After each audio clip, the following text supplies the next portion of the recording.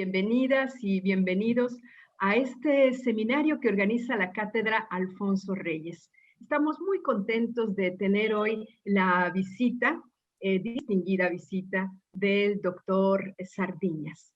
El doctor José María Sardiñas es doctor en literatura hispánica por el Colegio de México, es licenciado en letras clásicas por la Universidad de La Habana. Ha sido durante 10 años investigador literario en la Casa de América. Ha impartido clases de lengua y literatura latinas, tanto en la Universidad de La Habana como en la Université Nancy en Francia y en diversas universidades de México. Sus áreas de investigación son la literatura fantástica mexicana, la literatura fantástica cubana y, desde luego, la mitología clásica griega. Nos sentimos muy contentos de tener en esta ocasión al doctor Sardiñas en estas 3 sesiones que inician el día de hoy sobre los mitos y sus reescrituras.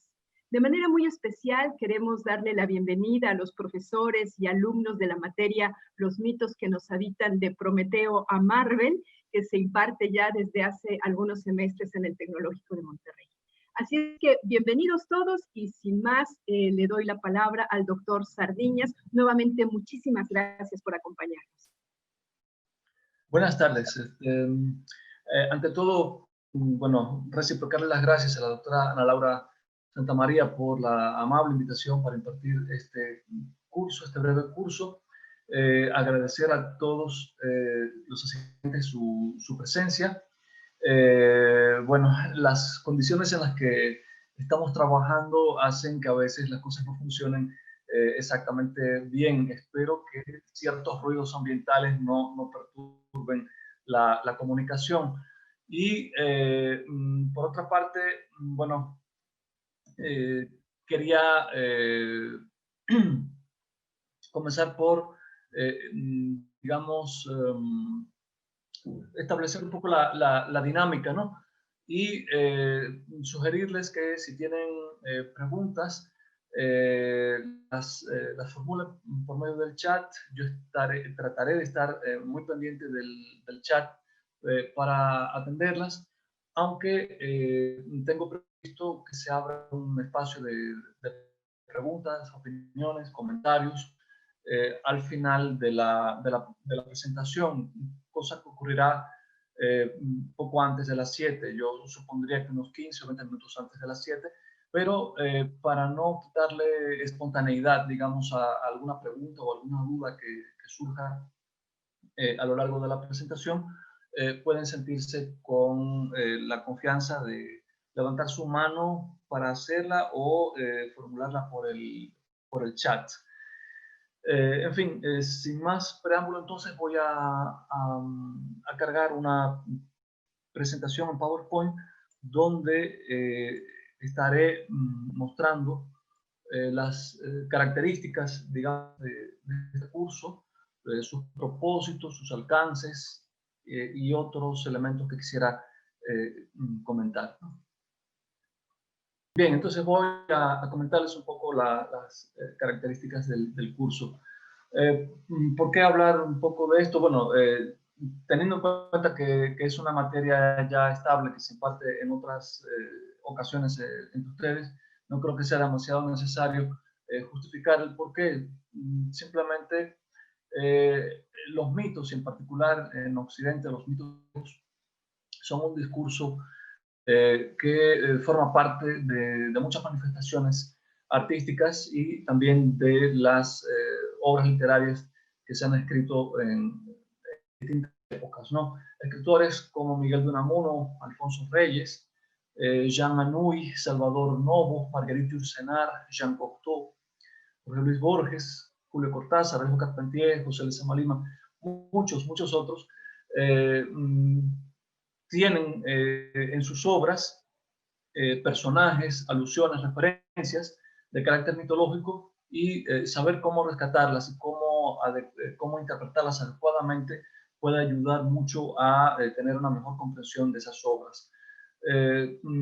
Por ejemplo, por poner un caso, tenemos que Odiseo, que aparece en la Odisea de Homero, también en la Ilíada, aparecen otras obras, no solo en las dos grandes obras homéricas. También está, qué sé yo, en el Filoctetes de Sófocles, en más de una tragedia de Eurípides, en particular en Écuba, tiene un desempeño importante, es mencionado también en Ifigenia en Áulide, pero en obras más contemporáneas, como Ha vuelto Ulises, de Salvador Novo, o Los pasos perdidos, de Alejo Carpentier, también se menciona y es un personaje referido.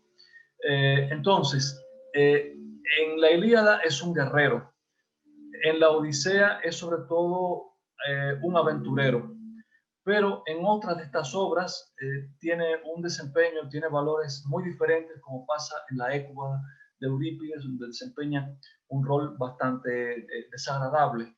En el caso de Los pasos perdidos de Alejo Carpentier, su desempeño tiene que ver sobre todo con la libertad de elección, el poder elegir a dónde dirigir sus pasos y no tener que quedar en un solo lugar. Entonces, puesto que son tantos los valores y a veces tan diferentes que puede tener un personaje en distintas obras literarias, un personaje de carácter mitológico, pues ayuda mucho comprender cómo rastrear su desarrollo. En cuanto a los contenidos de este curso, se va a centrar básicamente en personajes como Afrodita, Ifigenia, el Minotauro, Medea y un espacio, la isla de los bienaventurados. Y vamos a estudiar estos personajes y ese espacio en un grupo de obras como La Venus de Il, de Prosper Mérimée, el poema Pandémica y Celeste, y el poema también Himno a la Juventud, de Jaime Gil de Viedma, y un poema mucho más breve, Hel, de Aurora Luque.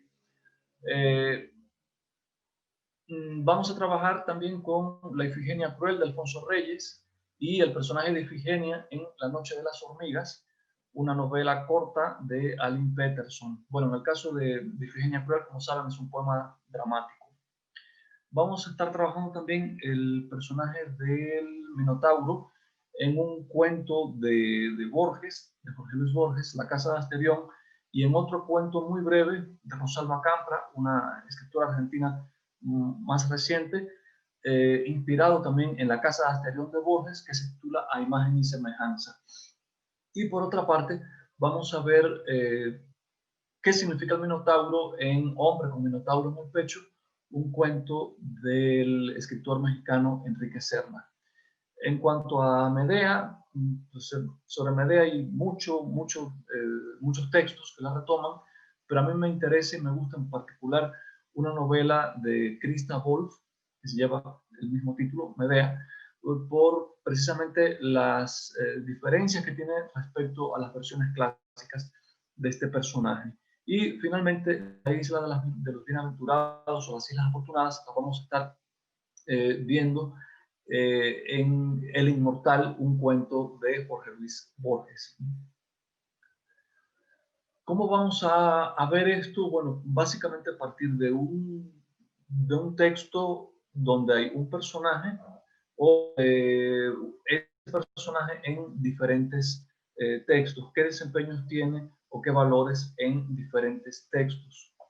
Y el procedimiento va a ser básicamente partir de una obra literaria contemporánea, pongamos por caso La Noche de las Hormigas, de Aline Peterson, aislar un personaje, una referencia, un espacio, que en ese caso es Ifigenia, porque ahí se menciona explícitamente, y tratar de entonces buscar información sobre quién fue Ifigenia. Puede parecer muy simple, es decir, bueno, pues uno va a un diccionario de mitología y ahí encuentra toda la información que necesita. Falso, porque a veces esa información, exactamente la que uno quiere, no está en un diccionario, ni en dos, ni en tres, sino que hay que buscar en diversas fuentes, y para eso lo más indicado entonces es tener un conocimiento de cuáles serían las fuentes, digamos, el repertorio de fuentes y cuáles serían más adecuadas de acuerdo con el fin que uno se propone. Lo primero sería, digamos, ir a cualquier diccionario de mitología griega. Hay muchos buenos diccionarios. Sobre eso vamos a estar hablando más adelante. pero no siempre es suficiente con ir a uno de estos diccionarios contemporáneos, sino que a veces hay que rescatar las distintas versiones en los mitógrafos antiguos. A veces son diccionarios como la Biblioteca de Apolodoro, pero a veces no son diccionarios, a veces simplemente son obras de otro tipo, en las cuales se pueden encontrar referencias mitológicas concentradas, ¿no? Pero hay que saber cuáles son esas referencias. Hay diccionarios de mitología, diccionarios contemporáneos, que consignan fuentes y le dan una orientación muy buena a uno, pero hay otros que, aún siendo muy buenos, no indican de qué fuentes parten. Por tanto, la reconstrucción o el acceso a las fuentes exactas, sobre todo cuando se trata de un trabajo filológico más exigente, se impone como una necesidad. Y a partir de ahí uno puede ubicarse, digamos, en cualquiera de estos mitógrafos. En el caso de Ifigenia en particular, habría que referirse a los cantos ciprios o ciprias, que ni siquiera existen como tal, solamente se conserva un resumen de ese poema cíclico. Y bueno, ahí empiezan también, digamos, los problemas de carácter propiamente filológico, ¿no? ¿Qué hay? ¿Qué características tiene? ¿Cómo puede uno servirse de esas fuentes?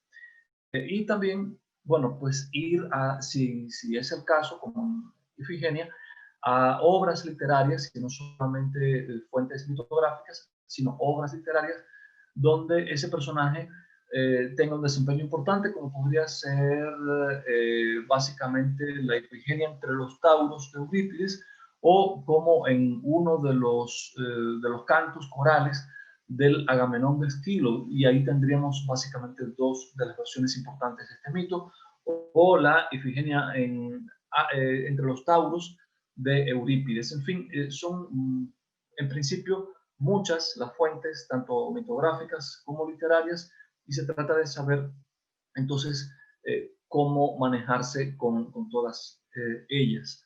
El procedimiento en este caso, el que yo sigo, el que les estoy proponiendo, sería partir de, en primer lugar, bueno, espero que se esté viendo el puntero. En todo caso sería la figura que aparece encima, en la parte más alta del esquema. La Noche de las Hormigas es la novela que tomo como ejemplo. Punto número 1. Punto número 2, había que detectar cuál es la referencia mítica que vamos a utilizar, en este caso Ifigenia.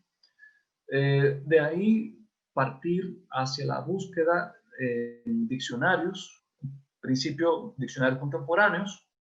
Esos diccionarios, como el de Pierre Grimal o cualquier otro, nos puede dar la pista de en qué fuentes antiguas de carácter mitográfico o de carácter literario podemos seguir, y con toda esa información eh, recabada y, de ser posible, también clasificada, digamos, podemos hacer apuntes en tarjetas, ya sea de cartulina o en tarjetas digitales, pero sí sería conveniente aplicar, digamos, los métodos tanto de búsqueda como de eh, clasificación y anotación de toda esa información, regresar entonces a lo que yo considero que es el objeto de estudio, que sería la obra contemporánea, porque entre tantas obras y entre tantos libros, a veces uno se pierde y pierde un poco cuál es el camino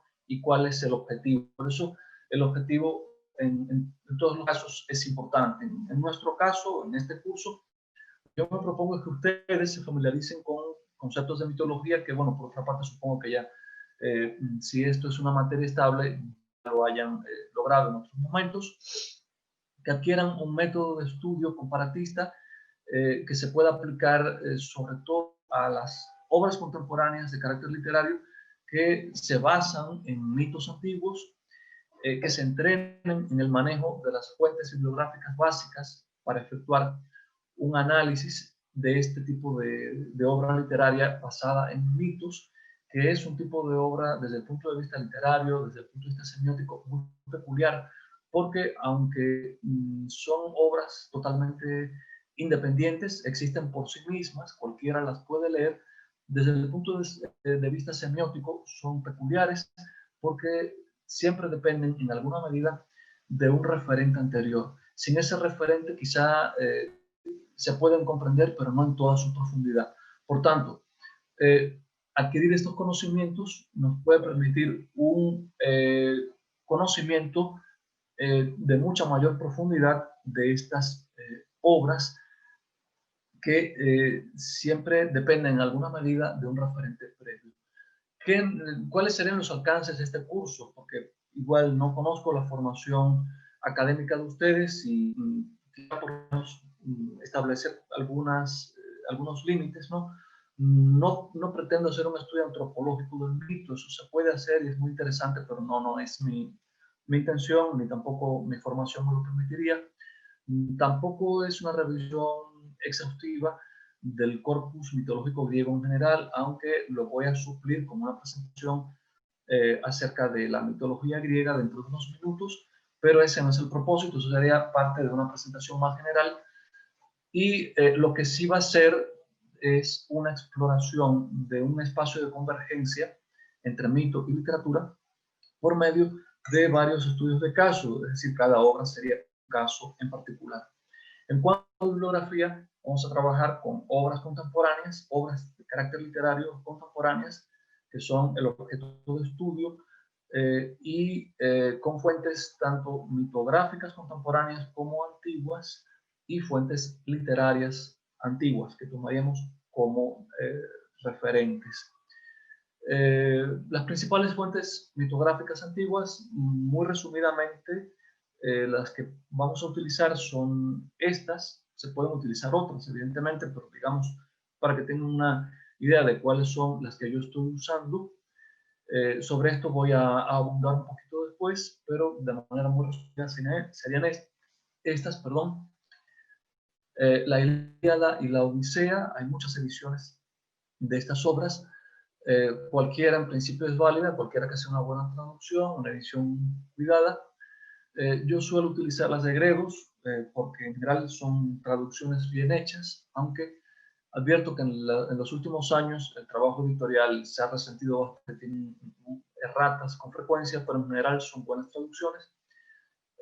La Teogonía y los trabajos y los libros de Hesíodo, que es casi contemporáneo de Homero, o en todo caso muy cercano en cuanto a su fecha biográfica, digamos.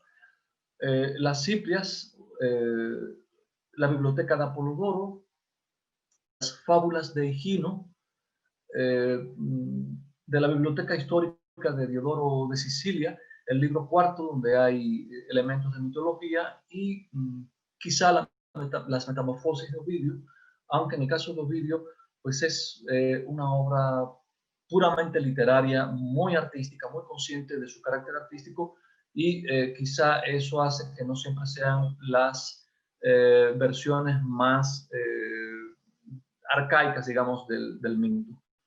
En cuanto a fuentes mitográficas contemporáneas, yo considero muy confiables, por ejemplo, el Diccionario de Mitología Clásica de Alianza Editorial. No sé si, bueno, si en lugar de mi cara ven la portada del libro, es este al que me estoy refiriendo.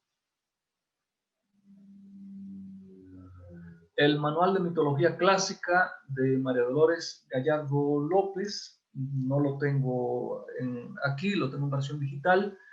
El Diccionario de Mitos de Carlos García Gual. García Gual es un importante filólogo español, y este diccionario, que no solo recoge mitos griegos, es una obra realmente meritoria, muy importante. El Diccionario de Mitología Griega y Romana de Pierre Grimal, que es una obra, a mi juicio, fundamental, porque ofrece a pie de página las fuentes de las que parte, y eso le permite a uno recuperar muy rápidamente las fuentes mitográficas antiguas. El Diccionario de la Literatura Clásica de Howatson, tampoco lo tengo aquí, normalmente lo consulto en biblioteca. La mitología griega, los héroes de Alfonso Reyes, también es una obra que pueden utilizar. Y el diccionario, la mitología clásica de Antonio Ruiz de Elvira, este otro diccionario, un importante diccionario de este tema. Y bueno, hay que aprender un poco a familiarizarse con cada uno. El de Ruiz de Elvira, por ejemplo, tiene un orden cronológico. Para poderse familiarizar con él, para poder usarlo, hay que ir al índice onomástico que tiene al final. Y eso presupone una dificultad para trabajar con él. El de García Gual, el de Pierre Grimal, en general los diccionarios tienen las entradas organizadas por orden alfabético, ¿no? Pero el de Ruiz de Elvira tampoco dice que sea un diccionario, simplemente se presenta como un libro de mitología clásica y desarrolla su materia en orden cronológico, desde los mitos más antiguos hasta los más recientes, siguiendo esa vaga cronología que se puede identificar entre los griegos, ¿no? Eso sería entonces en cuanto a los contenidos del curso. Igual si ya conocen un poco todo esto y les parece reiterativo, sin pena lo pueden decir en el chat y pasamos a contenidos más exactos, ¿no? En cuanto a fuentes, es importantísimo Homero, y de Homero la Ilíada. Sabemos que no es un compendio de mitos ni remotamente, es un poema épico, una epopeya. Su unidad ya fue alabada por Aristóteles, pero para los griegos fue una especie de Biblia no demasiado religiosa siempre, pero Biblia en el sentido de libro de los libros, al que siempre se remitían para muchas cuestiones y también para zanjar discusiones acerca de mitología. De modo que la Ilíada va a ser una obra fundamental para estos estudios. Ahora, de la Ilíada hay muchas ediciones, hay varias traducciones, no todas son igualmente confiables. ¿Y qué nos aporta la Ilíada? ¿O qué le aporta la Ilíada a la mitología, digamos, a las obras que se basan o que retoman la mitología griega? Muchos episodios, ¿no? Episodios como la polémica, la discusión entre Crises y Agamenón a propósito de Criseida. Hay muchas de estas escenas representadas en la cerámica antigua, lo cual indica que esos episodios ya formaban parte de una visión del arte para el artista griego y no solo para la literatura, ¿no? Se encuentra también en la estatuaria, en los relieves, en la pintura romántica, por ejemplo. Ulises devuelve a Criseida a su padre, y estoy centrándome en un solo episodio de los iniciales de la Ilíada. Si eso lo podemos ver así en las artes plásticas, pues en la literatura también puede aparecer con mucha frecuencia, y son núcleos narrativos, digamos, episodios en ese sentido, ¿no?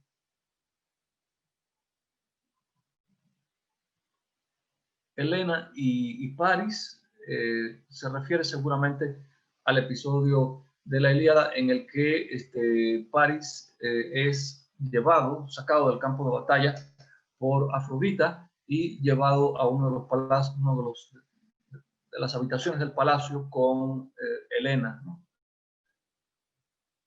En fin, la Ilíada es una de las grandes fuentes de mitos. Aquí tenemos uno de los más célebres, el momento en el que Diomedes hiere a Afrodita en pleno combate, y de esto estaremos hablando dentro de un rato, qué significa Afrodita en la Ilíada. La muerte de Patroclo, su cadáver despojado de las armas, Aquiles lamentando la muerte de Patroclo, un Patroclo que lo es solo porque lo dice el título. De otra forma podríamos decir que es simplemente un estudio de desnudo masculino. Bueno, hasta ese nivel de detalle llegan los caballos de Aquiles. que tenían virtudes especiales por las cuales se hacían muy, muy codiciados. Príamo, en el momento en que le pide a Aquiles el cadáver de su hijo Héctor, la embajada ante Aquiles, en fin, es una fuente, como han visto, prolífica para las artes, no solo de la antigüedad, sino también de épocas posteriores. En cuanto a la Odisea, pues igual, la Odisea está llena de episodios, de aventuras, como esta que es de origen antiguo, en la que aparece Odiseo andando a un mástil, seguramente con los ojos taponeados de cera para poder escuchar, perdón, los que se taponean los oídos con cera son sus compañeros, él no, él se cuida atándose al mástil para poder escuchar el canto de las sirenas. Igual, en el caso de la Odisea, son muchas las ediciones, las traducciones, y es necesario estar pendiente de cuáles serían las más adecuadas, ¿no? Para no acabar quizá usando las de sepan cuántos, ¿no? Que no siempre son buenas traducciones. Son episodios que, como ven, desde la propia antigüedad se encuentran ya estandarizados de alguna forma en distintas artes, ¿no? La cerámica. Estas no, obviamente son recreaciones posteriores. Circe, en la Odisea, rodeada de esos animales que seguramente eran hombres, lo habían sido. Moli, la planta con virtudes excepcionales. Nausicaa, cuando descubre a Odiseo, y es bueno que anda no precisamente muy cubierto, que irse rápidamente con lo que encuentra. Son, en fin, episodios que distintos artistas han recreado de distintas formas, y esto también es importante. Esa variedad de representaciones, dependiendo no solo de la intención personal, individual, sino también de las poéticas, de las épocas, de lo que en cada época o para cada artista puede haber significado uno de estos episodios. Bueno, en fin, ahí están distintas ediciones también de Hesíodo, las fábulas de Higino, la biblioteca de Apolodoro, que ni se titulaba biblioteca, ni se sabe si la escribió un tal Apolodoro, se la sigue titulando así y atribuyéndosela a un tal Apolodoro por tradición, pero ciertamente no se sabe ni quién la escribió, ni exactamente cuándo, ni el título real de esta obra, pero que sí se conserva, por suerte, bastante completa, y es una fuente importantísima para conocer los mitos griegos y clásicos en general. Las metamorfosis de Ovidio, la biblioteca histórica de Diodoro de Sicilia. En fin, esto sería lo básico en cuanto a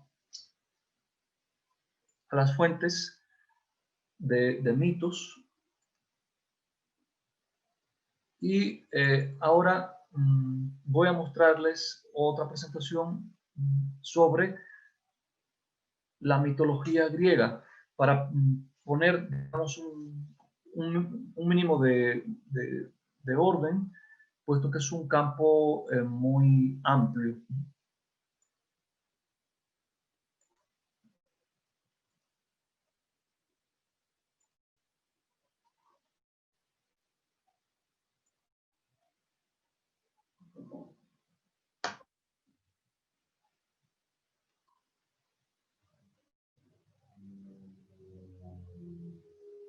Algunos conceptos, sobre todo de mitología.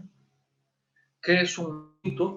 Es una palabra polisémica, y lo es desde la propia antigüedad griega. Si uno, por ejemplo, trata de entender qué significa mito, mitos en Aristóteles, pues encontrará que tiene distintos significados, ¿no? En el caso de la mitología, una posible definición muy breve puede ser la que da Carlos García Gual, que dice que un mito es un relato tradicional que refiere a la actuación memorable y paradigmática de figuras extraordinarias, héroes y dioses, en un tiempo prestigioso y esencial.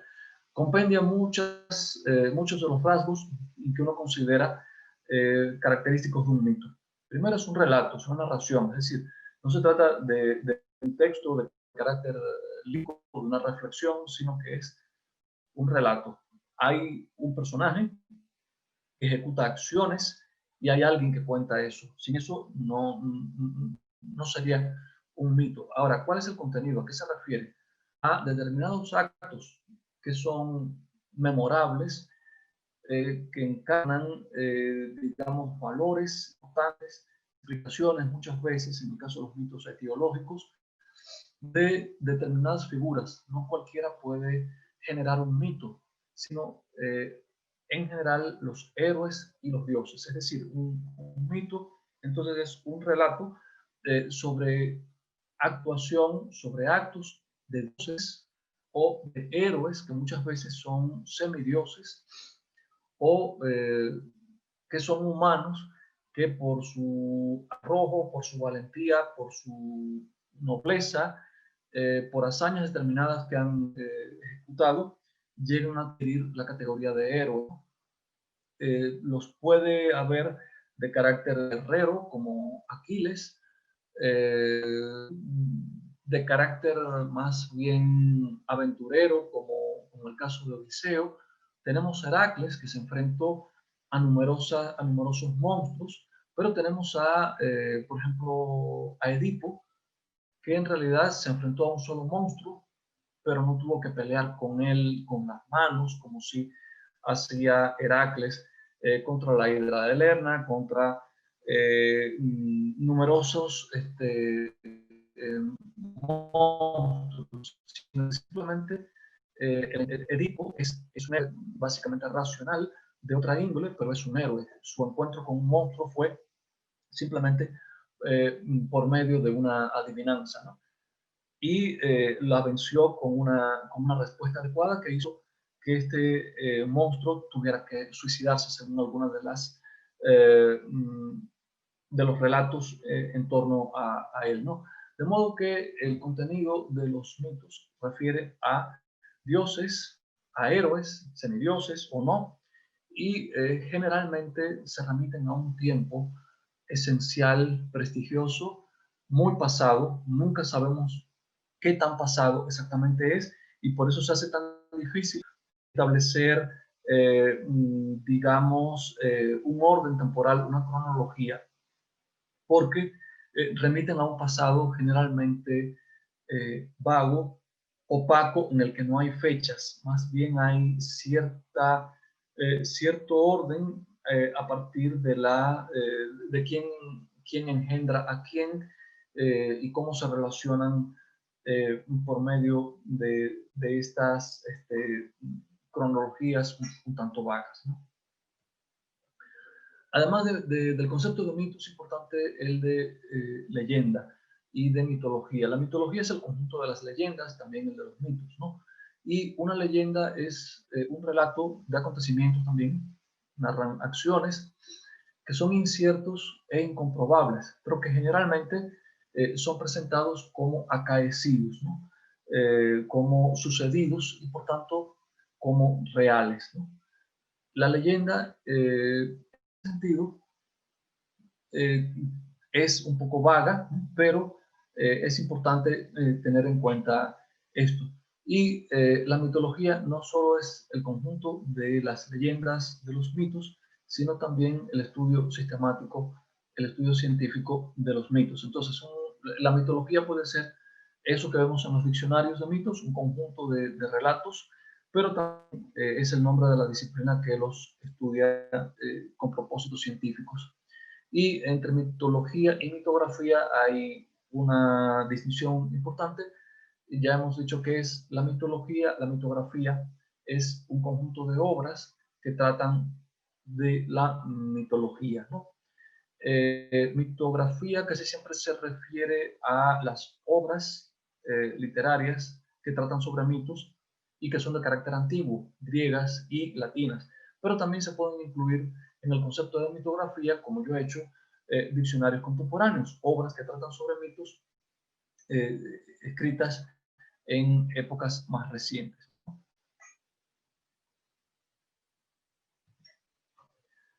En cuanto a la mitología clásica, pues es el conjunto de leyendas y de mitos, tanto griegos como romanos, que, según lo que sabemos, hasta determinado momento tuvieron valor fehaciente. Es decir, ciertos sectores de la sociedad, no todos, porque siempre hay élites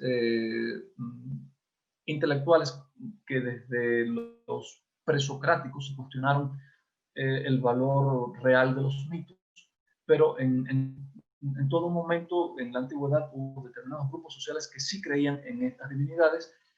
Bueno, entonces la mitología clásica abarca básicamente hasta el año 600 de la era cristiana, según Ruiz de Elvira.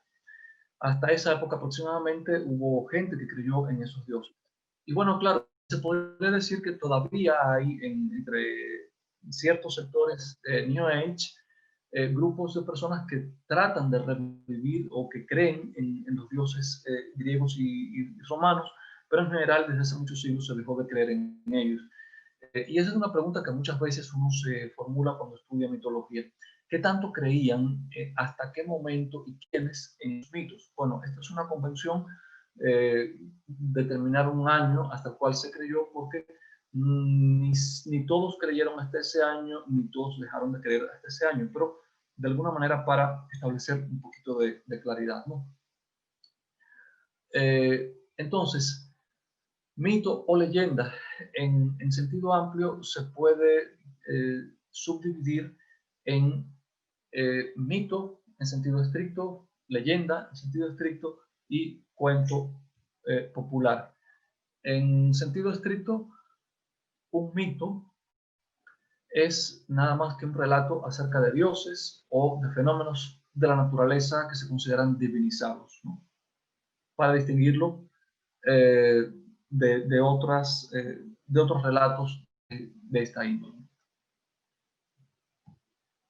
Una leyenda es un relato acerca de héroes y heroínas o de personajes similares, pero caracterizados generalmente como seres humanos, ¿no?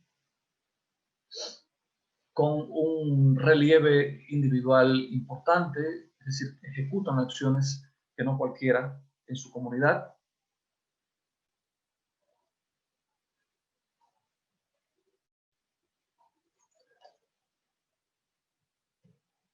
Y un cuento popular es un relato acerca de personajes humanos indeterminados, normalmente no tienen nombre y si acaso se les pone un nombre muy, muy corriente en su cultura, indeterminados también en cuanto a familia, a época, a colectividad.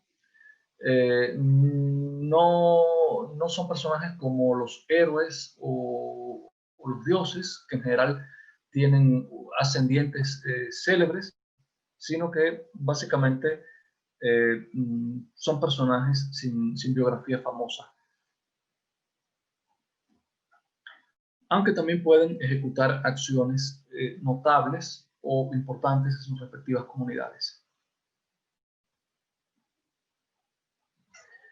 Obvio, esto se puede definir así de manera más o menos nítida para entender mejor los conceptos, pero en determinados relatos se pueden presentar, digamos, confusiones o fusiones, ¿no? Por ejemplo, el llamado mito de Psique y Cupido, que está recogido en la Metamorfosis de Ovidio, tal como aparece, uno puede decir es un mito. Es un mito porque, bueno, aunque sí que es básicamente una alegoría, Cupido es un personaje mitológico, se hace siempre parte del mito de Afrodita o de Venus, pero el hecho de que se dé, por ejemplo, una repetición del número 3 en la forma del relato, nos está hablando de una codificación quizá tradicional y popular. Entonces, en algunos de estos relatos, no siempre va a ser fácil identificar si estamos hablando de un mito, de una leyenda, de un cuento popular o de un mito que de alguna manera se ha folclorizado, ¿no? Entonces, a pasar ahora a ver todo este corpus mitológico griego, cómo se puede ordenar por medio de genealogías. Lo vamos a ver muy rápidamente, pero para que tengamos una idea ordenada de cómo, hacia dónde dirigirnos cuando tratamos de hacer una búsqueda en este terreno, ¿no? Vamos a ver entonces genealogías divinas, básicamente a partir de la teogonía de Hesíodo, que es una de las fuentes más importantes y más puntuales acerca del origen de los dioses griegos. Un Hesíodo, entonces lo primero fue el caos, ¿no? Yo diría no solo lo primero, sigue siendo parte del mundo y de la vida, el caos, ¿no? Pero el caos también tiene distintos significados. Haos en griego podía ser un bostezo enorme como el que crea el vacío en el universo para dar lugar a Gea, a Eros, al Erebo y a Nix o la noche. Y el caos en ese sentido no necesariamente implica el desorden por contraposición al cosmos o al orden, sino que puede tener otros valores, ¿no? Como el vacío o la nada. Y de ahí surgen las primeras divinidades que se consideran primordiales en el sentido de haber sido las primeras, las que dieron lugar a todo lo demás. Gea o la tierra, Eros, que en ese caso se escribe con omega o larga en griego para distinguirlo del Eros, que se escribe con la omicron o con la O breve, y es realmente el personaje al que me refería hace un momento, en la leyenda de Psique y Cupido o Eros, ¿no? Este otro Eros es una fuerza primigenia que se tiende a diferenciar en la mitología respecto al otro Eros. El Erebo y la noche. A partir de aquí surge Urano o el cielo, las montañas, las ninfas, Ponto o el mar. De la noche salen el éter y Hera o el día. Y también aparece el Tártaro, aunque no muy bien relacionado con estas otras divinidades, ¿no? Que muchas veces no son puramente divinidades, sino fuerzas de la naturaleza o, como veremos en otros casos, alegorías, ¿no? Gea y Urano dan lugar a los titanes, a las titánides, ellos son señores, ellas son señoras, a los cíclopes y a los hecatónquiros. A su vez, cada una de estas divinidades da lugar a otras, como en el caso de los titanes, a Océano, a Seo, a Crío, a Hiperión, a Jápeto y a Crono. En cuanto a las titánides, bueno, van a dar lugar, o son, digamos, las titánides son Tía, Rea, Temis, Mnemósine, Febe y Tetis. Los cíclopes, en este caso, son Arges, Estérope y Brontes, y los hecatónquiros, al menos los más famosos, Coto, Briareo y Giges. Gea también, digamos, más la sangre de Urano, va a dar lugar a las erinias, a los gigantes y a las ninfas melias. Y de los genitales de Urano emasculado por su descendiente, por su hijo, surge Afrodita. Y estas son las divinidades más viejas. Afrodita, que va a ser identificada después con la Venus romana. Venus es una diosa itálica romana, pero que acabará por confundirse con Afrodita. Y Afrodita, a su vez, es más de una Afrodita. Hay, digamos, una fusión de divinidades, por lo menos dos divinidades, o con orígenes diversos en Afrodita. Esta es la de Botticelli, que es muy famosa. Y aquí tenemos a Saturno devorando a uno de sus hijos, según una pintura de Goya. Además de estas divinidades primordiales, que son las más antiguas, en la mitología griega tenemos el panteón, digamos, más moderno, el panteón olímpico.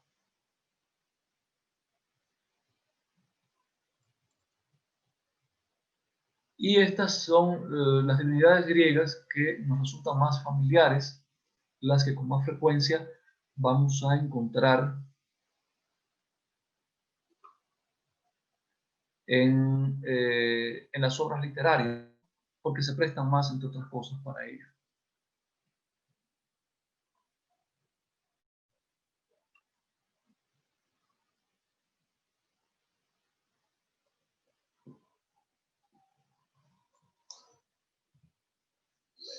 De la descendencia de Rea y Cronos surgirán Hestia o Istia, Deméter, Hera, Hades, Poseidón, Zeus.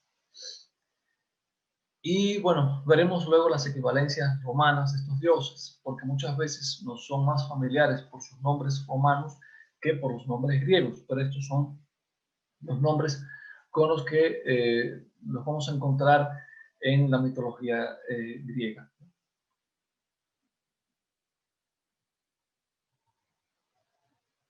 Hestia, básicamente vinculada, digamos, a la protección del hogar. Deméter, una divinidad agrícola. Hera, hermana y esposa de Zeus, van a ser, digamos, los dos dioses más importantes del panteón olímpico. Hades, dios del subsuelo, del mundo infernal. Poseidón, dios de los mares, ¿no? En algún momento, de alguna forma, se dividen dominios y a Zeus le va a corresponder el cielo, el aire, a Poseidón los mares, a Hades el inframundo, y la tierra está ahí para que se la disputen todos ellos, ¿no? De la descendencia de Zeus vamos a tener a Atenea, la tiene con Metis, a las Horas, Eunomía, Dike e Irene, las tiene con Temis. Cada una de estas divinidades, que básicamente son alegorías, tiene también un significado en griego. Irene es la paz, Dike es la justicia, Eunomía, la ley buena, digamos. Las Moiras, que son Cloto, Láquesis y Átropo. Y también en Hesíodo se puede encontrar que Nix está asociada a ellas, perdón. Hermes, que lo tiene con la Atlántide maya. Dioniso lo tiene con Semele. Y Heracles, que lo tiene con una mortal, con Almena.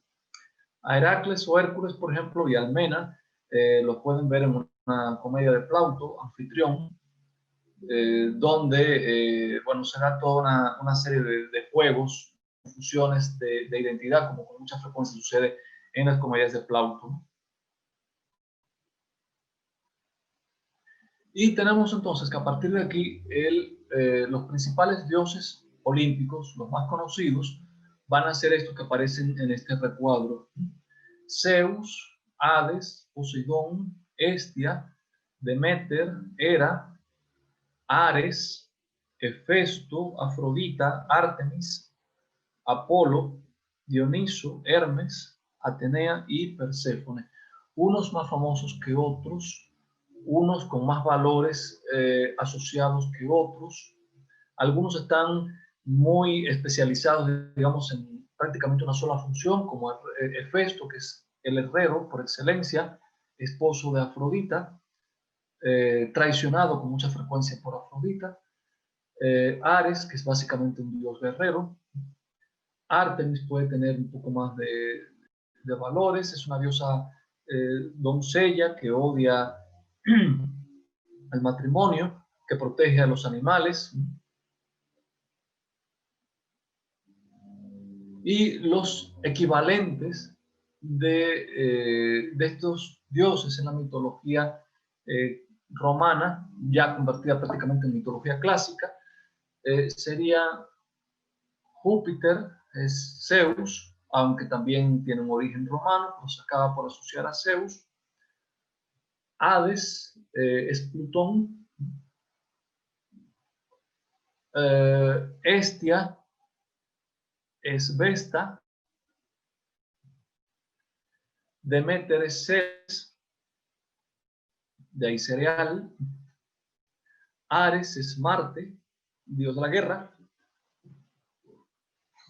Marcial, la palabra marcial de ahí se deriva. Hefesto es Vulcano, de donde tomamos el nombre de los volcanes. Artemis va a ser Diana. Apolo básicamente tiene ese nombre, parece que no fue necesario cambiárselo.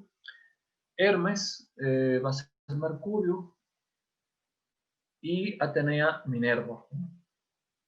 En esta otra columna pueden ver, bueno, no sé si a ustedes también les obstruye, ya lo cambié para acá. Poseidón se identifica con Neptuno, Hera con Juno o Juno, esposa de Júpiter, Zeus. Afrodita se va a identificar con la diosa itálica Venus, de ahí, por ejemplo, Venéreo, pero también Viernes. Son distintas las palabras que salen de estos nombres, y a veces eso es importante, la etimología en determinados textos, como veremos en la Venus de Il. Dioniso, que también se conoce como Baco entre los griegos, va a seguir siendo Baco entre los romanos, pero se va a identificar con Liber, un dios básicamente agrario, y Perséfone con Proserpina.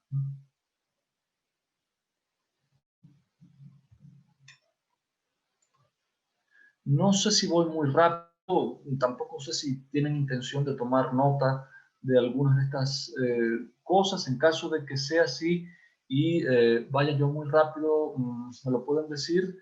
Creo que tengo tendencia a ser un poco lento, pero en todo caso, como estoy presionado con lo que falta, preferiría que me advirtieran si quieren que repita algún dato, alguna información, o que vuelva atrás con alguna diapositiva. Entre los dioses o las divinidades itálicas que van a ser importantes, o algunas de ellas no tanto, tenemos a Carmenta, que era diosa de las fuentes. A Ceres, ya la he mencionado, identificada con Deméter, y era una diosa básicamente de la agricultura, vinculada a los productos de la tierra. Fauno, un dios de los vinculado a los pastores, a los rebaños. Fauno. Flora, diosa de las flores. Jano o Llano, Jano, es una divinidad que es muy, digamos, muy usada. Se ha hablado mucho de Jano desde la década de 1990 con la posmodernidad, porque precisamente es una divinidad que tiene dos caras, una miraba en una dirección y la otra en la dirección contraria, una del pasado según se interpretó. Pero Jano inicialmente es un dios de la luz y abre las puertas. Su templo estaba ubicado en el Foro Romano, y abrirlo o cerrarlo indicaba, digamos, si se estaba en tiempo de paz o en tiempo de guerra. Júpiter, equivalente de Zeus. Juno era diosa de las mujeres, era, digamos, protectora de las mujeres en ese sentido, y Júpiter era dios del cielo y del trueno, del rayo. De ahí que muchas veces se lo tomara como testimonio, como testigo para un juramento, ¿no? Que me parta un rayo si violo este juramento. Pero Júpiter acabó por identificarse con Zeus. Liber era dios de los viñedos, y por tanto se asoció a Baco, que es también un dios agrario. vinculado con el cultivo de la vid, la borrachera, obviamente. Marte, y curiosamente acabó asociado con un dios de la guerra porque precisamente también tuvo alguna función guerrera entre los latinos. Minerva era diosa de la inteligencia, por eso se asocia con Atenea, que aunque era hija de Zeus con Metis, acabó por salir, digamos, de la frente de Zeus, ¿no? Y cayó al suelo, según el mito, ya vestida con todos sus atributos de diosa guerrera, ¿no? Pales, dios también de los pastos. Pomona, diosa de las frutas y de los árboles. Quirino, que acabó por ser confundido con Marte y que encarnó a Rómulo. Saturno era dios de las semillas y un dios agrícola también. Telus es dios de la tierra y de las cosechas. Telus, de ahí telúrico. Vertum, otro dios agrícola, pero las estaciones en este caso, y acabó por ser dios del comercio también. Vesta, dios del hogar y vestales, y asociada con Hestia. Y Vulcano, que era dios del fuego, y por tanto asociado con los dioses, con esto, el dios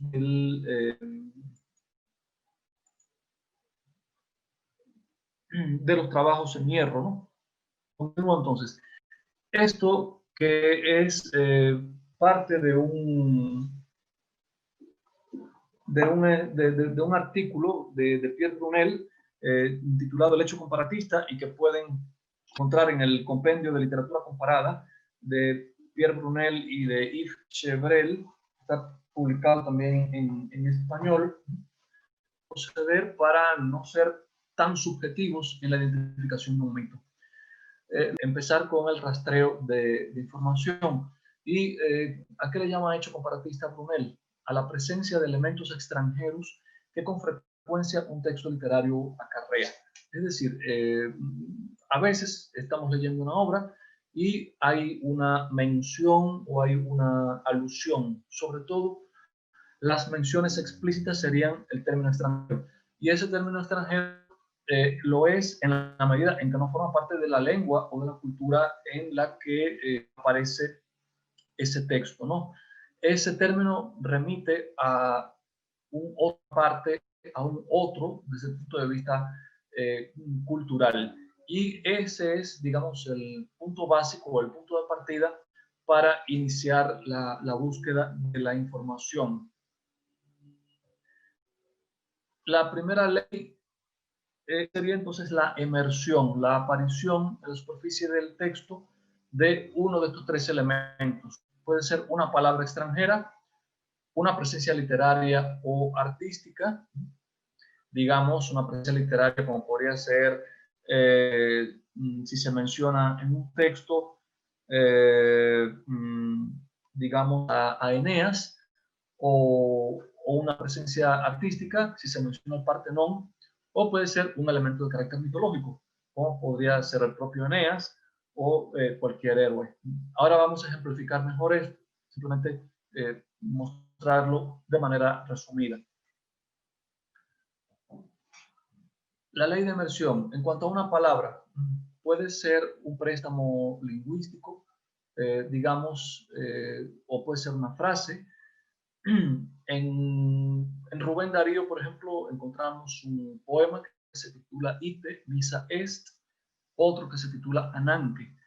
Aunque uno comprenda y sepa que Ite, misa est, lo que significa es idos, la misa ha terminado, porque Ananke significa necesidad en griego, de todas formas uno nota que eso no es español, eso no es castellano.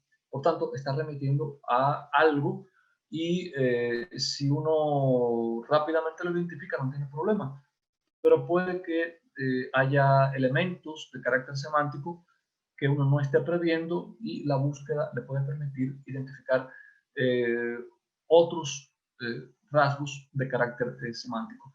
En cuanto a una presencia literaria o artística, puede ser un nombre o una mención explícita, puede ser, por ejemplo, una cita textual como epígrafe de una obra o en el propio texto, ¿no? También puede ser una alusión. Una cosa es la mención explícita y otra cosa es la alusión.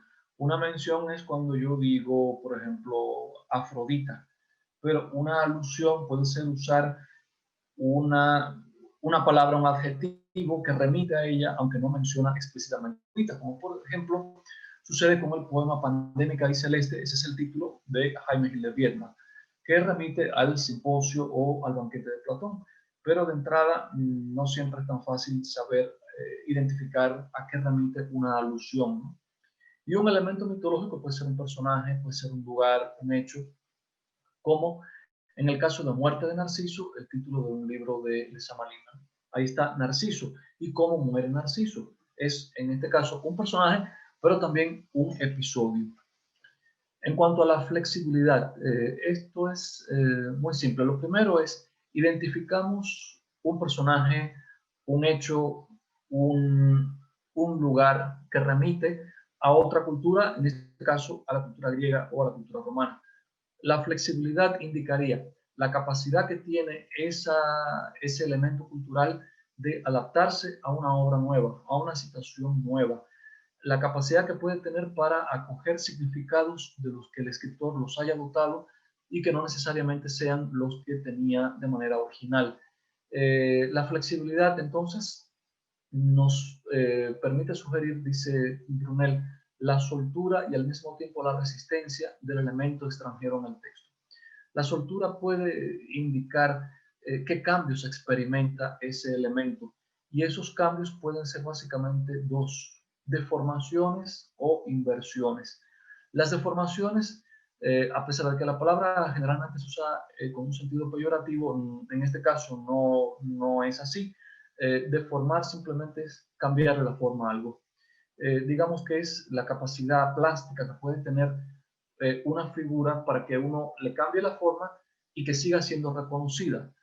La inversión sería usarla de manera drásticamente diferente de cómo esa figura, ese hecho, ese personaje aparece en las fuentes antiguas, ¿no? Tenemos entonces deformaciones que pueden ser de palabra, de autoría o de elementos míticos. Deformaciones de palabras. Una palabra creada a partir de otra es una palabra transformada. Veremos algunos ejemplos después. Deformaciones de autoría, cuando se le atribuye a un autor un elemento, una cita, una obra que no es suya. Y ahí se puede estar jugando, se le puede estar dando un uso irónico, como con mucha frecuencia hace Borges en sus textos, ¿no? O puede ser una deformación que atañe a elementos míticos. El propio Brunel pone como ejemplo el valor que le da Charles Baudelaire a la relación entre Orestes y Electra en un poema, Voyage, ¿no? La relación que existe entre estos dos hermanos en Eurípides es básicamente fraternal, y sobre todo, yo diría, Electra, que siempre está persiguiendo a Orestes para que cumpla la venganza, para que mate a Clitemnestra por todo ese conflicto tremebundo que afectó a la Casa Real de Micenas, ¿no? Es básicamente esa la relación. Y bueno, el cambio lo veremos seguidamente. Para ejemplificar una formación de palabra, tenemos que, por ejemplo, a Protágoras se le atribuye esta famosísima frase que pueden encontrar en Diógenes Laercio, que dice que el hombre es la medida de las cosas, de las que son en cuanto son, de las que no son en cuanto no son. Es una frase muy famosa que básicamente sirve para definir el antropocentrismo de la cultura griega clásica. Pero después viene Efraín Huerta y en uno de sus poemas muy breves transforma perversamente y genialmente esa frase de Protágoras y dice: el hambre es la medida de todas las cosas. Pues simplemente le cambió una letra una O por una A, bueno, una O en la traducción, evidentemente. En el texto griego, hombre no se dice así, es otra palabra, pero él básicamente está partiendo de cómo se dice en español, ¿no? Y esa sería una deformación de palabra. Luego tenemos la deformación de elementos míticos. Y ahí está la frase de Baudelaire, tomada en este caso de los paraísos artificiales, en la dedicatoria, donde se refiere a Orestes, de quien has velado a menudo las pesadillas y de quien disipabas con mano ligera y maternal el sueño espantoso. Él se identifica con Orestes y se está refiriendo a Electra como una madre prácticamente. Y es, como les acabo de mencionar, una relación que no aparece así en Eurípides ni en las otras obras en las que estos dos personajes se retoman, por ejemplo, en la tragedia clásica. En cuanto a las inversiones, aquí tenemos, por ejemplo, primero la frase brightness falls from the air, el brillo cae del aire, la luz, la oscuridad, pero en James Joyce simplemente se usa otra palabra que es su antónimo, darkness, y suena casi igual, es parte del ejercicio ingenioso de poner una frase ya hecha, ya conocida, a decir exactamente lo contrario de lo que uno quiere. O el título del poema, del libro de Ovidio, Ars Amandi, que se convierte en el arte de odiar, en el caso, por ejemplo, de ese título de un artículo, pero se puede encontrar en otros lugares también, ¿no?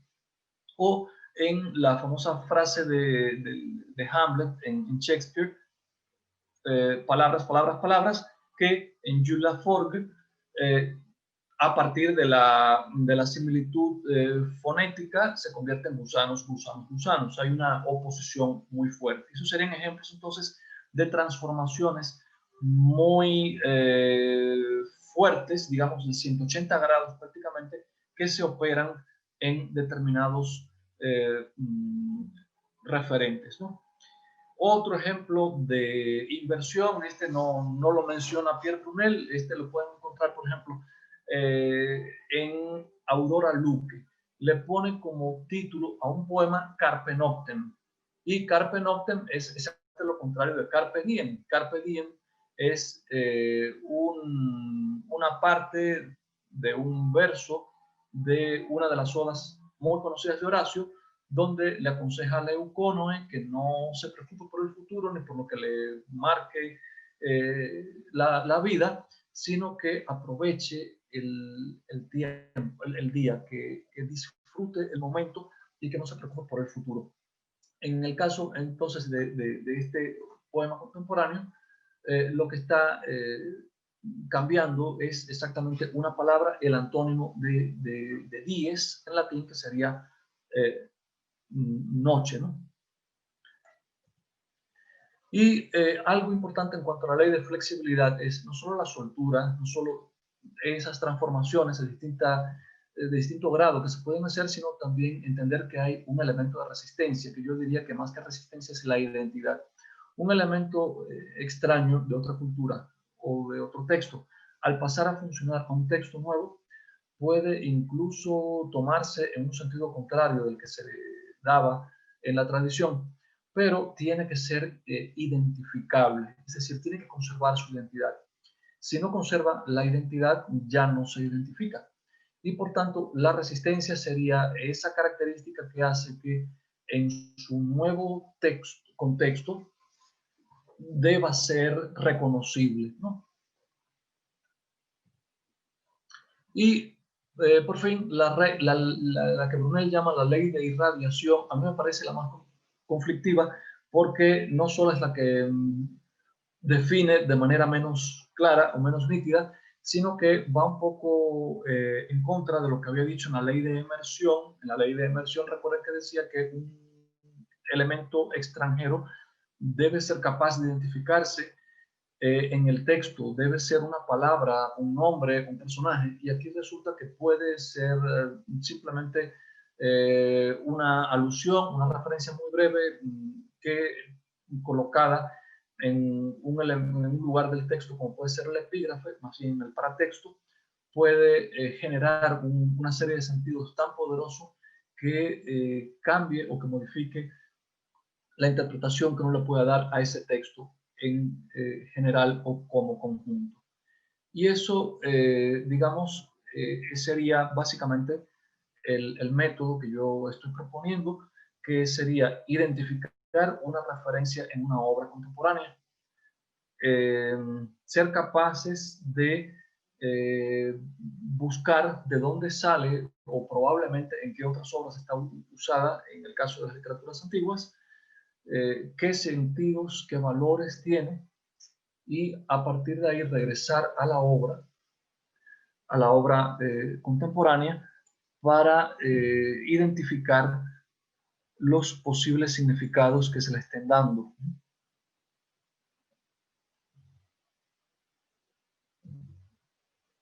Y con esto, bueno, creo que ya he hecho la presentación general. Ahora sería cuestión de pasar a la primera obra a la que nos vamos a referir, obra literaria propiamente, que es la Venus de Ile de Prosper Mérimée, un cuento o una novela corta, según se la quiera considerar, publicada originalmente en 1837. Es una obra que pertenece a la literatura francesa, y esto nos ubica en el romanticismo. Es una obra exponente del romanticismo francés. Por otra parte, es una obra, es un cuento fantástico, un cuento muy bueno. Y ¿qué nos cuenta? Me disculpo porque la versión que puse en la nube fue una edición muy vieja y en francés, que fue la que encontré. Tengo el texto en español, pero es un poco largo y no pude escanearlo. Voy a tratar de que me lo escaneen para poderlo compartir con ustedes. ¿De qué trata este cuento? Tenemos a un señor, señor de París, que va a un pueblo pequeño de provincia en el Rosellón francés, es decir, cerca de los Pirineos franceses, en la zona de influencia, digamos, de la cultura catalana. Y este señor lleva una recomendación de un amigo para ir a ver a otro, a un señor de apellido Peyrorat, cuyo hijo va a casarse pronto. Este señor, el que se acerca al pueblo, ya desde que va llegando a ese pueblito, su guía catalán le hace referencia a un ídolo que han encontrado bajo tierra, cavando para sacar una planta que se echó a perder, ¿no? Y llega rápidamente a la casa del señor Peyrorat, y rápidamente también en la propia escena le hablan de esa estatua. Esa estatua es descrita inicialmente como una mujerona negra, casi desnuda, con perdón, señor, toda de cobre, y el señor de Peyrorat nos dijo que era un ídolo del tiempo de los paganos, del tiempo de Carlomagno. No, está mal ubicada. El guía, que es un hombre con una cultura escasa, no sabe muy bien de qué está hablando, y poco a poco se irá precisando mejor de qué se trata, ¿no? La descripción que se dará más adelante es la siguiente.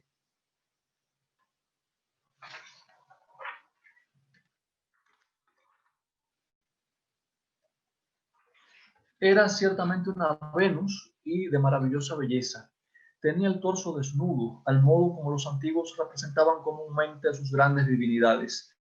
La mano derecha, a la altura del seno, estaba vuelta con la palma hacia el interior, el pulgar y los dos primeros dedos extendidos. Esto es muy importante porque después ya no van a estar extendidos. Y los otros dos ligeramente doblados. La otra mano, junto a la cadera, sostenía la tela que velaba la parte inferior del cuerpo. La actitud de la estatua recordaba la del jugador de morra, que se conoce con el nombre de Germánico. Tal vez el autor había querido representar a la diosa jugando a la morra. Fuera como fuese, es posible hallar algo más perfecto que el cuerpo de aquella Venus, nada más suave, más voluptuoso que sus formas, nada más elegante ni más suave que su paño. ¿Estaba alguna obra del Bajo Imperio? Bueno, esto lo está diciendo el arqueólogo parisiense, y me hallaba frente a una obra de la mejor época de la estatuaria. Lo que me impresionaba por encima de todo era la exquisita veracidad de las formas, de modo que hubieran parecido moldeadas del natural si la naturaleza hubiese producido tan perfectos como la expresión de los ojos y de la cara en general, una malicia rayana en la maldad. El desdén, la ironía y la crueldad se leían en aquel rostro que, sin embargo, era de increíble belleza. En verdad, cuanto más se miraba aquella estatua, más se experimentaba la sensación penosa de que tan maravillosa belleza pudiera verse aliada a la total ausencia de sensibilidad. Y esa es básicamente la descripción. Luego vienen dos inscripciones en latín sobre las que van a estar hablando los personajes. Y más adelante ocurre la boda, pero poco antes de la boda, el joven Alphonse de Peyrorat, de 26 años, hijo del arqueólogo de provincia, va a cometer un error. Bien, él tiene dos anillos, les muestra los dos al arqueólogo parisiense. Uno tiene todo un pedigrí, se lo ha regalado su madre, tiene incrustaciones de diamante y es el que pretende regalarle a su prometida el día de la boda, y otro que le ha regalado una porcelana en París, mucho más sencillo. Poco antes de la boda, el mismo día de la boda, van a tener un juego de béisbol, para entenderlo de alguna manera. No es exactamente eso, pero es más parecido.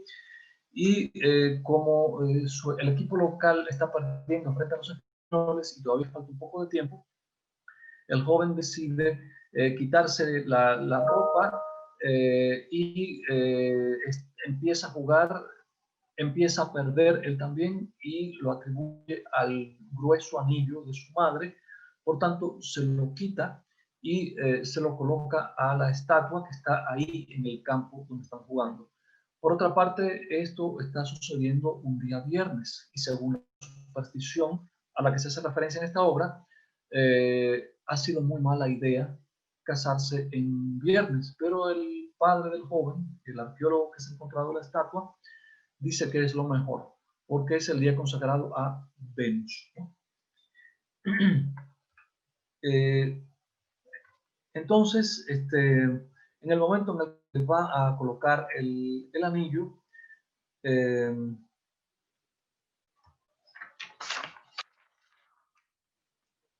dice, es el maldito anillo, exclamó, que me aprieta el dedo y me ha hecho fallar un tanto seguro. Se sacó, no sin trabajo, el anillo de diamantes. Me acerqué, dice el narrador, para que me lo diera, pero se me adelantó, corrió hacia la Venus, le puso el anillo en el dedo anular, en el de los anillos, y volvió a colocarse a la cabeza de los illenses, es decir, del equipo de su pueblo. Y luego se le ha olvidado el anillo con el apuro y dice esto: va, mi criado se ha quedado en él y no me fío demasiado de ninguno de estos. 1.200 francos en diamantes. Eso podría tentar a más de uno. Además, ¿qué pensarían de mi distracción? Se burlarían de mí y me llamarían el marido de la estatua. Mientras no me lo roben, en fin, él se ha declarado el marido de la estatua. En pro del tiempo voy a resumir un poco lo que falta. El caso es que siguen las alusiones a la estatua como posible mujer celosa que se ha quedado con el anillo. Ocurre la boda y durante la madrugada el arqueólogo parisiense cuenta que ha sentido unos ruidos muy raros por las escaleras. El caso es que Alphonse amanece muerto y todo el mundo piensa que precisamente por culpa del anillo han llegado unos ladrones y lo han despojado del anillo y lo han matado. Al final, la joven desposada cuenta lo que sabe, lo que vio, y la califican de loca, porque lo que cuenta es que la estatua caminó, llegó hasta la habitación de ellos y que se le tiró encima a Alfonso. Ese es digamos, el resumen del cuento. Como cuento fantástico se pueden decir una serie de cosas de él, pero ese no es el tipo de análisis que voy a hacer ahora, sino que me interesa que apliquemos entonces el método. Lo primero que hay que identificar aquí es que desde el título el cuento se titula La Venus de Il, es decir, que esa estatua, que podría tener cualquier otro nombre, sin embargo tiene uno muy especial que es Venus. Lo primero que tendremos que hacer es entonces buscar ir a la bibliografía, en particular a los diccionarios, y por ahí puede empezar la peregrinación de cualquiera. Si llego, por ejemplo, al de Ruiz de Elvira y voy al índice de nombres, me va a dar que Afrodita o Venus aparece en una cantidad enorme de lugares y va a ser complicado llegar a él. Podemos ir al de Pierre Grimald, y Grimald básicamente nos va a dar datos acerca de Afrodita, y de Afrodita, de la Afrodita griega, básicamente, como es obvio, Afrodita es una diosa de origen oriental, pero la conocemos como griega. Nos va a decir toda una serie de cosas como de quién es hija, cuáles son sus hechos, los hechos en los que principalmente participa. Afrodita es la diosa del amor, identificada en Roma con la antigua divinidad itálica Venus. Bueno, pues ya tenemos aquí Venus Afrodita. Claro, yo fui a Afrodita, no fui a Venus. ¿Por qué? Me salté el paso, tal vez porque sé que existe esa identificación. De lo contrario, tendría que haber ido a Venus y con buena suerte me habrían dicho, vaya a ver a Afrodita. O si es un diccionario quizá que le preste más atención a la religión romana, probablemente me daría información sobre la Venus romana. Pero como hemos visto, la Venus romana es básicamente una divinidad consagrada al amor. Y aquí, por ejemplo, en Pierre Grimald, lo que dice de ella es divinidad latina muy antigua, que en sus orígenes parece haber sido protectora de los huertos. Pues por aquí no me dice nada que sea realmente aplicable al cuento, ¿no? Poseía un santuario cerca de Ardea antes de la fundación de Roma. Venus no pertenece al número de las grandes divinidades romanas. Solo desde el siglo II antes de Jesús fue asimilada a la Afrodita griega, cuya personalidad y leyendas tomó. La gens Julia, que pretendía descender de Eneas, tenía por consiguiente a Venus por antepasada. Y lo que me dice aquí realmente no me sirve de nada para aplicar a ese cuento. Por lo cual, el siguiente paso sería, bueno, si se identifica con Afrodita, vamos a ver qué dice de Afrodita. Y de Afrodita, lo que les estaba contando, que es la diosa del amor, identificada en Roma con Venus. Sobre su nacimiento se transmiten dos tradiciones diferentes. Y aquí nos dice, bueno, una que es hija de Zeus con Dione, y la otra que nace de la sangre de Urano emasculado cuando cae al mar. En torno a Afrodita se han formado diversas leyendas que no constituyen una historia coherente. Y ahí va a empezar a mencionar toda una serie de historias vinculadas a Afrodita. Y a pie de página podemos encontrar las fuentes donde saca esta información de la Odisea, de la Ilíada, como era previsible, puesto que en la Ilíada es un personaje actuante, de Hesíodo, Teogonía y de otras fuentes más. Entonces, el paso siguiente sería ir a algunas de esas fuentes, como por ejemplo la Ilíada, donde Afrodita participa de parte de los tirios o de los troyanos, precisamente porque es una diosa oriental y porque además, sobre todo, está asociada al llamado juicio de Paris. No me puedo detener en todo esto ahora por cuestiones de tiempo, pero básicamente hay que decidir cuál entre tres diosas, una de ellas Afrodita, es la más bella, y Zeus decide que sea un pastor frigio, Alejandro o Paris, él decida. Y él opta por Afrodita porque le ofrece el amor de la mujer más bella. Por tanto, todo esto vincula a Afrodita al mundo de los troyanos, y como tal ella va a participar en la Ilíada. Es madre de Eneas, lo ha tenido con Anquises en el monte Ida, también relacionado con Paris. Está asociada al placer amoroso por contraposición a la guerra. Y así, por ejemplo, es la protectora de Paris, un héroe bastante cuestionable, puesto que siempre está tratando de esquivar el combate, y es el raptor de Helena. La ha raptado precisamente por enamoramiento. Además, hay sobre todo dos pasajes importantes en la Ilíada, y en uno de ellos Diomedes hiere a Afrodita, y cuando Afrodita va llorando a decirle a su papito, a su papi Zeus, mira lo que me hizo Diomedes, entonces le dicen a Afrodita, bueno, ¿y qué haces? Me tiran el combate. Atenea le aconseja, por ejemplo, a Diomedes que la hiera. Atenea siempre está en pugna con Afrodita, y Zeus le recuerda después de esto que ella no es una diosa guerrera. Le dice, a ti, hija mía, no te han sido asignadas las acciones bélicas. Dedícate a los dulces trabajos del Himeneo, y el impetuoso Ares y Atenea cuidarán de aquellas. En fin, esos son los valores principales que tiene Afrodita en la Ilíada.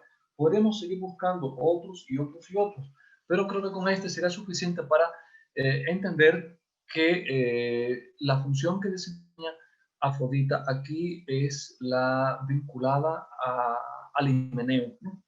Protectora del Himeneo. Este joven ha cometido el error de ponerle un anillo de compromiso a la divinidad, a Venus, y para Venus eso fue claro. Le está prometiendo un matrimonio, y por tanto ella, digamos que va a reclamar sus derechos de matrimonio esa noche, y puesto que es de bronce, de cobre, perdón, es tan pesada, mata al amante. Y esa sería, digamos, la explicación, el por qué se encuentra esa Venus en ese cuento. En fin, este sería un ejemplo de cómo se puede proceder para efectuar un estudio comparativo donde la obra toma por objeto, por referente importante, un mito, en este caso un mito griego, aunque el nombre de la divinidad sea de origen romano o latino. Nos quedan en el programa previstos para el día de hoy otros dos textos. Pandémica y Celeste, bueno, tres textos, aunque son mucho más breves que el cuento de Mérimée del que he hablado. Si prefieren ustedes, para darles oportunidad de hacer preguntas, yo terminaría aquí, dejaría los textos para la sesión de mañana, así les doy tiempo a leer si no han podido hacerlo, y con esto entonces estoy en disposición de responder a las preguntas de ustedes, o de atender a sus comentarios, en fin, abrir un poco el diálogo con los participantes.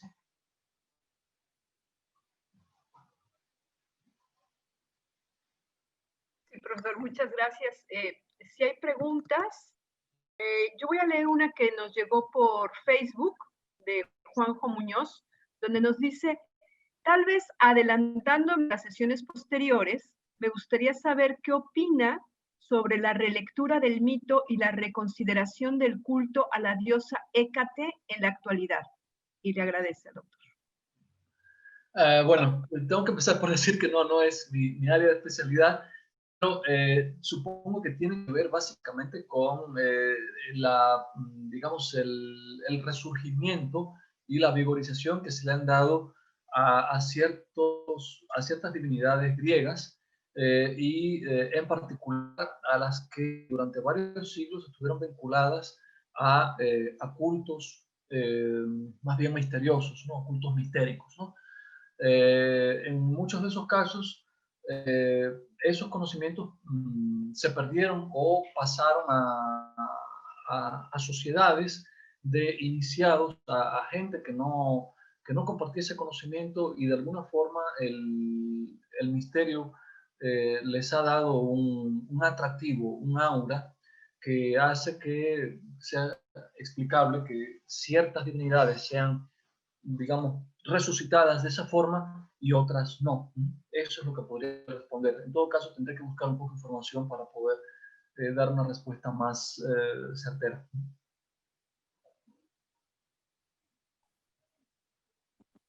Si hay comentarios de los presentes, si quiere levantar la mano, Sí.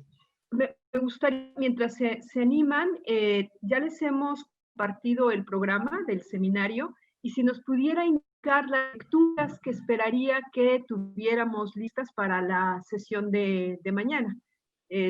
Digamos, las lecturas básicas para poder seguirlo de mejor manera mañana. Sí, yo creo que sería importante, por ejemplo, leer el poema Pandémica y Celeste de Jaime Gil de Viedma, ya está en la nube. También Himno a la Juventud. Como poemas son un poquito largos, pero como obras literarias no lo son realmente breves, ¿no? 3, 4 páginas en el caso Pandémica y Celeste, y el Himno a la Juventud es mucho más breve. El poema de Aurora Luque también es un poema muy breve, esos tres. ¿Qué más?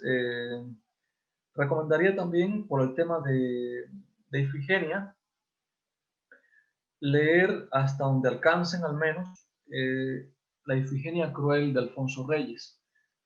En cuanto a La Noche de las Hormigas, es una novela corta, pero novela. Tiene alrededor de 100 páginas de texto de ficción, sin contar las del prólogo. En esta novela, ¿qué aconsejaría yo?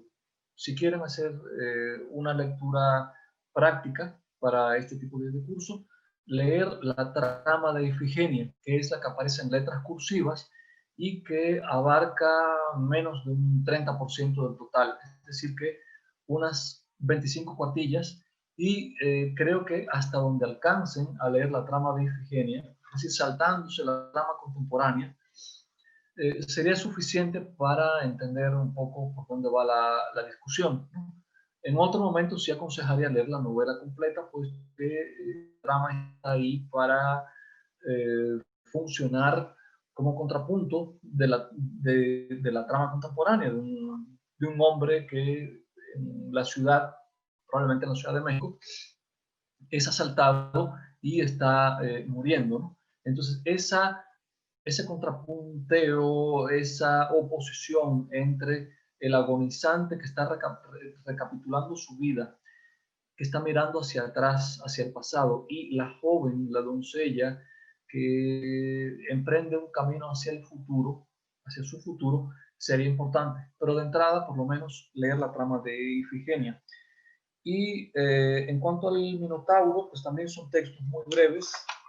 El de Borges, La Casa de Asterión, es bastante conocido y es corto. No es de los cuentos, digamos, densos de Borges, como Clon, Úbaro o Vistertius. Probablemente muchos ya lo conozcan. A imagen y semejanza lo subí esta tarde y es 2, 3 cuartillas, pero en un formato realmente muy pequeño. Creo que si se pusiera en una hoja de A4 o tamaño carta, probablemente no la llenaría, es muy breve. Y el cuento de Enrique Serna, Hombre con Minotauro en el pecho, es un poquito más largo. Entonces, hasta donde alcancen a leer de esos textos, porque obviamente las obras antiguas, la Ifigenia en Áulide, etcétera, de Eurípides, son obras un poco más extensas y no pretendo que agoten todo esto. Los esperamos el día de mañana a las 5 de la tarde. Hasta entonces, y tendremos mucho material de lectura para esta noche. Gracias, doctor. Bueno, gracias a ustedes por la atención y nos encontramos mañana.